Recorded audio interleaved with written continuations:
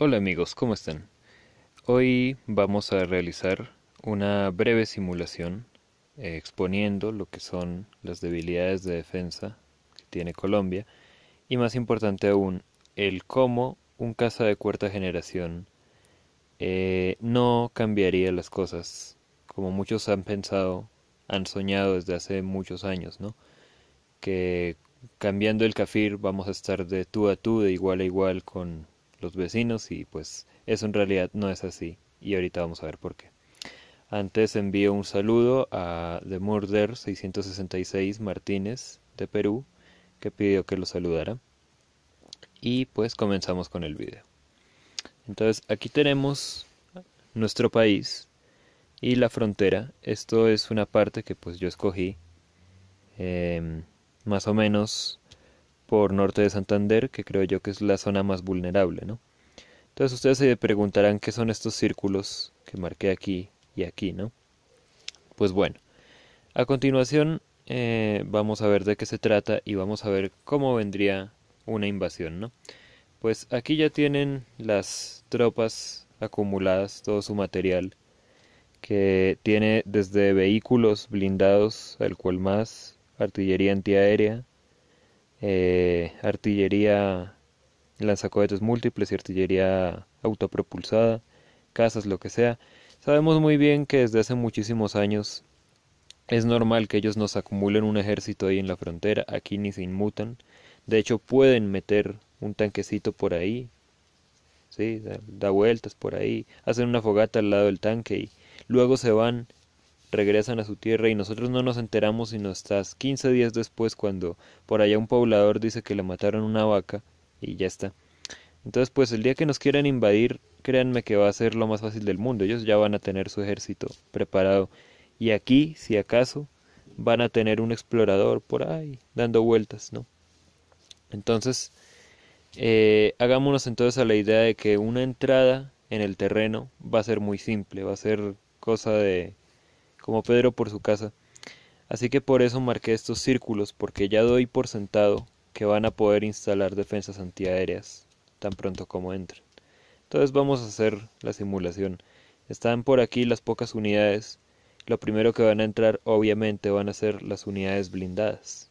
Van a entrar tanques, transportes y la artillería móvil va a permanecer al límite del alcance a 40 o 50 kilómetros con munición extendida y van a empezar a castigar posiciones hacia dentro del país. La artillería de lanzacohetes múltiples va a seguir en Venezuela y va a castigar aún más adentro del país. Obviamente la defensa que haya tendrá que o bien replegarse, huir, o bien quedarse heroicamente y morir. Eso es todo. Entonces, estos círculos lo que representan son el radio de acción de las baterías antiaéreas. En este caso tenemos la más nominiosa que tienen ellos, que sería un S-300 y por eso la destaqué aquí como algo en tercera dimensión. Podemos verla ahí.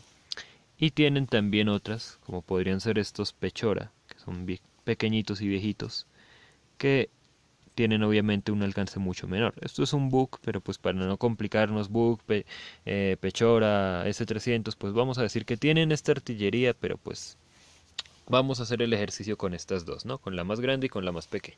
Esta para luego.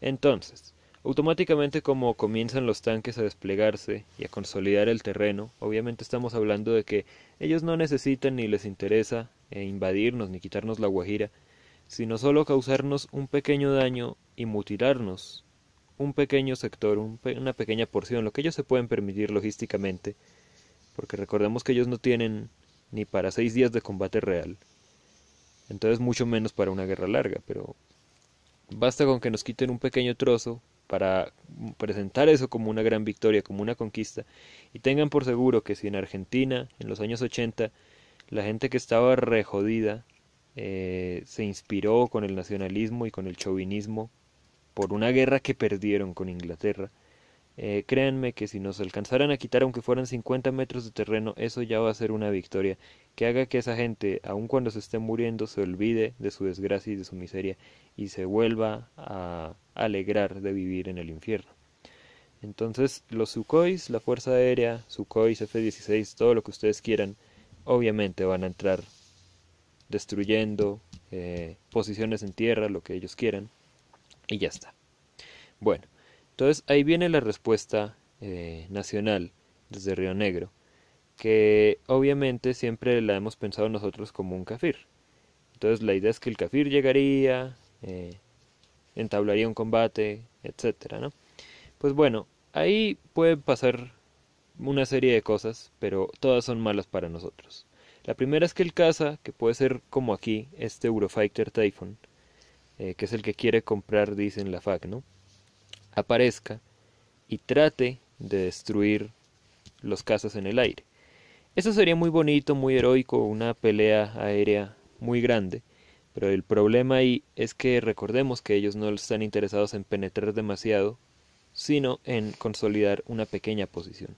Así que si yo fuera esos pilotos de Sukhoi y de F-16, no vendría por aquí a buscar una pelea aérea en la que a lo mejor me derriban, porque si son tan idiotas que se estrellan, pues a lo mejor digan, no, pues ¿para qué una batalla aérea aquí? Mejor nos quedamos con lo que ya conquistamos y punto.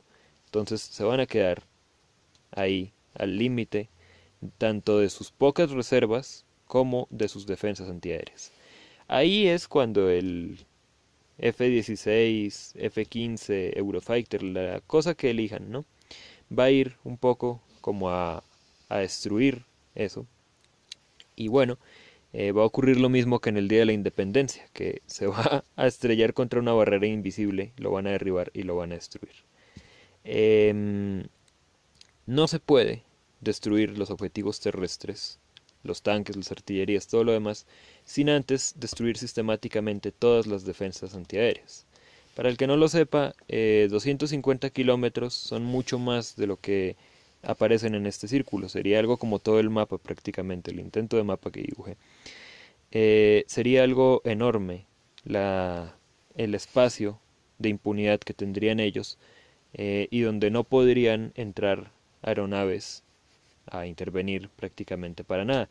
Dicho así, la guerra se libraría desde tierra, sería únicamente tanquecitos, vehículos Cobra, bichitos ahí que traten de aparecer a intentar destruir pues tanques de guerra y demás. Y aun cuando tengan éxito, porque recordemos que los tanques que ellos tienen no son la gran cosa, son T-72, son tanques muy viejos. Entonces supongamos que con vehículos de exploración, con misiles, incluso con artillería 155, se logran desarticular algunas de sus unidades, ¿no? Los tanques más adelantados se pueden desarticular. Pero aquellas cosas que más nos van a hacer daño, o sea, la artillería móvil que está mucho más atrás, fuera del alcance de un equipo de exploración, y los lanzacohetes múltiples que van a estar todavía más atrás, esos sí no los podemos atacar y no los podríamos destruir. Así que eventualmente las columnas blindadas y los transportes, todos los transportes militares, blindados o no blindados, van a estar siempre limitados a un punto, una zona, que le vamos a llamar el polígono, ¿no? Que va a ser el punto en donde ellos suelten su artillería terrestre. Nótese que ni siquiera está teniendo que intervenir demasiado la fuerza aérea enemiga. Ahí ya con este espacio consolidado podemos considerar que perdimos la guerra. Ya ahí nos llaman a paz, a no reconocer esto, a denunciarlos en la OEA, a ir a volver a tratar de meternos en la Haya, a qué sé yo, pero créanme que ahí ya con esto ya se acabó el conflicto, acá no sigue en la guerra y fin. Bueno, entonces, ¿cómo se podría evitar esto? Pues básicamente destruyendo las unidades en tierra, destruyendo los aviones y destruyendo todo lo demás. El problema es que todo esto está consagrado, o sea, está defendido con un escudo invisible, que son los S-300 y los Pechora y los Buk. Entonces, ¿qué opciones tenemos para destruir esto, no? Porque ya dijimos que esto es como la cabeza de la serpiente. Pues bueno, la primera opción es intentar mandar un comando de las fuerzas especiales. El problema es que por tierra, bueno, por aire, que es lo lógico, la opción lógica que se debería intentar, ¿no? Mandar un Hércules, un C-130, y tratar de soltar a un equipo de paracaidistas que caigan en esta zona y pues se internen y destruyan la unidad. Pero el problema es que aun cuando, vean, ya encontré el paracaidista, lo estaba buscando, aun cuando depositáramos paracaidistas en esta zona, hay una defensa espantosa alrededor. Cualquier comandante, incluso el más estúpido, va a consagrar todas sus unidades blindadas, todos sus tropas, su infantería, a defender ese escudo, ese paraguas. Así que, así lográramos introducirlos por aire, sería imposible llegar hasta el misil. Hablamos además que aun cuando pudiéramos, porque recordemos que esto sería derribado en un primer momento como si nada. Entonces es imposible introducir eh, equipos de fuerzas especiales a que hagan lo de siempre, ¿no? A que llega el helicóptero, los deja por rappel y destruyen. No, eso es imposible. Por tierra, podríamos intentar hacerlo por tierra, infiltrarnos como un gusano, arrastrarnos, e intentar llegar. El problema es que si ya dijimos que llegar, o sea, caer más cerca del objetivo por aire, no es una garantía que podamos destruir esto porque está súper bien defendido con todo tipo de vehículos, pues entonces la idea de hacerlo por tierra por más camino es todavía más difícil. Así que se pueden hacer a la idea de que ni con helicoportados ni por tierra, ningún equipo de fuerzas especiales puede inutilizar esto. Eh, la siguiente opción, obviamente, sería utilizar artillería de largo alcance, ¿no? Misiles o algo por el estilo. La desgracia es que no tenemos ninguno y que aun cuando tuviéramos, tendríamos que aglutinar una cantidad de fuego como de la misma cantidad de Tomahawks que se lanzaron recientemente en Siria. No podríamos hacerlo con misiles de crucero como el Storm Shadow ni nada de eso, porque esto es un objetivo muy pequeño y muy difícil de cazar. Entonces, la única opción real que tenemos es mandar un avión que destruya estos objetivos a conciencia. El problema es que ningún avión de cuarta generación puede introducir, o sea, eh, infiltrarse en ese espacio aéreo sin ser derribado. Hay una opción que la gente ha citado continuamente, que es la de enviar una nube de drones, ¿no? UAVs, e intentar captar las defensas, o sea, activar los señuelos para que un caza llegue, los detecte y arroje un misil. Y yo les pregunto, ¿cómo vamos a hacer eso? O sea, ¿cómo se supone que vamos a hacer eso si ningún misil antirradiación tiene el alcance de una batería antiaérea? Eso para empezar, ¿no? Por otro lado, hay que recordar que esta táctica de enviar drones adelante de casas, que es la que usaban los israelitas en Siria, los israelíes, era contra pechoras. O sea, hablamos de que un misil, efectivamente de los años 80, sí que se puede destruir enviando un dron que haga que el aparato se delate a sí mismo al intentar fijarlo y un caza pase y lo destruya. Pero es que aquí hablamos que el alcance del misil es de escasos 50 kilómetros, o sea, el de un buque es de 50 y este es de 10. Entonces, un misil de un F-16 obviamente sí puede destruir un Pechora. Y si fueran solo Pechoras lo que nos tienen ahí, pues sería muy fácil.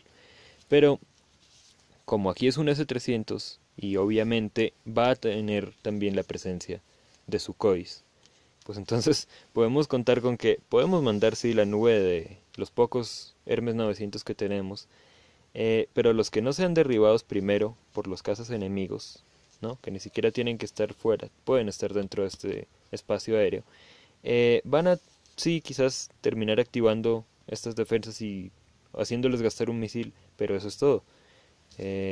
Al final no conseguiríamos destruirlos porque la distancia que hay entre el punto central, o sea, entre el misil y el vórtice es demasiada. Así que sí, podemos mandar drones suicidas y hacerles gastar misiles, pero tanto como destruir sistemáticamente las defensas, eso no se puede hacer. Entonces la idea es repetir lo que hicieron los israelitas, que además eran los agresores, que estaban contra un sistema de los años 80, que estaban contra un país sin fuerza aérea y en una frontera diminuta, pues es completamente imposible contra un S-300 de 250 kilómetros en una frontera gigantesca y tratando de parar una ofensiva además, no como agresores, sino a la defensiva. Entonces, podemos contar con que incluso los contraataques por tierra más osados que se intenten hacer con el poco material que tenemos, siempre van a estar desarticulados por la fuerza aérea y la fuerza aérea a su vez va a ser como un caracol que se meta dentro de esos S-300, dentro del espacio aéreo de esos S-300. Puede llegar aquí perfectamente el caza, tratar de aventurarse, pero si este está afuera, puede intentar cazarlo, pero no es sino que este dé la vuelta, regrese y ya lo perdió completamente. Entonces, recordemos, lo que nos necesitan quitar para reavivar su sentimiento nacionalista, pese a estar ya en el infierno, no son ni 50 kilómetros, así que 250 kilómetros de radio con un único S-300 de los varios que tienen es bastante rentable, les sale muy rentable la invasión. Entonces, ¿qué es lo que tenemos que hacer? Sencillo, cambiar la idea por un F-35. El F-35 es capaz tanto de derribar los aviones, a los Sukhois que intenten pues detenerle antes de llegar, como de penetrar esto sin que se den cuenta, destruir las defensas antiaéreas sistemáticamente, y ahí sí, sin nada de fuerza aérea, sin F-16, sin Sukhois, tanto él destruir los objetivos en tierra, como podrían sumarse a la refriega los Tucano y los Arpía. Y ahí sí pueden hacer lo que quieren, de que lleguen estos Hércules y suelten paracaidistas y todo lo que ellos quieran. Pero eso no se puede hacer hasta no desarticular la superioridad aérea y hasta no destruir este campo de fuerza que ellos tienen. Y eso únicamente lo puede lograr el F-35, eso es todo.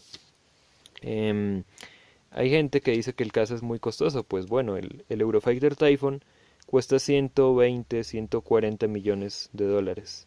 Esto cuesta 90.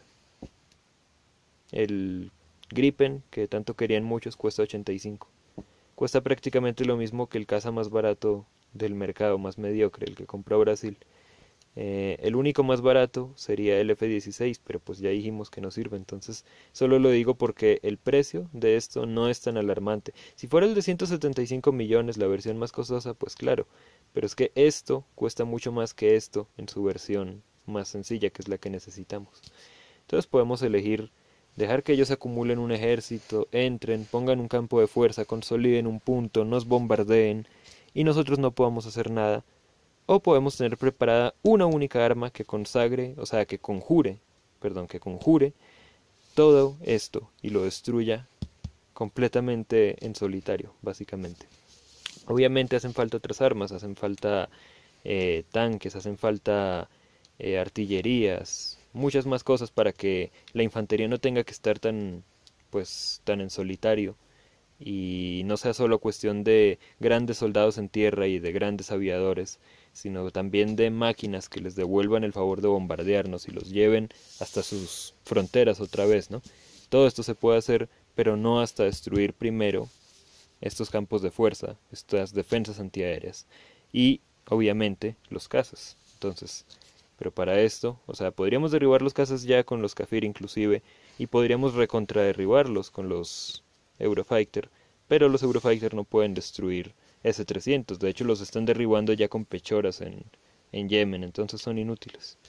Así que ni por precio ni por ninguna razón es imposible conseguir un F-35. En cambio, sí se puede decir tranquilamente que aun cuando consiguiéramos esto, un Eurofighter o el avión que fuera, no podemos quitarnos de encima esta piedra que nos han puesto, que es la idea de que a la hora a la que pongan una defensa antiaérea, ni siquiera en territorio colombiano, sino en la frontera, y que la mitad del radio sea ese espacio, porque como ya dije, es mucho más grande de lo que se ve aquí, los 250 kilómetros de radio, pues ya estaríamos jodidos. Entonces, pues eso es, no se puede con fuerzas especiales, no se puede con helicópteros, no se puede con aviones de ataque como los Tucano, ni con un caza de cuarta generación, ni con un caza de tercera generación. No nos dejaron opción, tiene que ser el line y punto.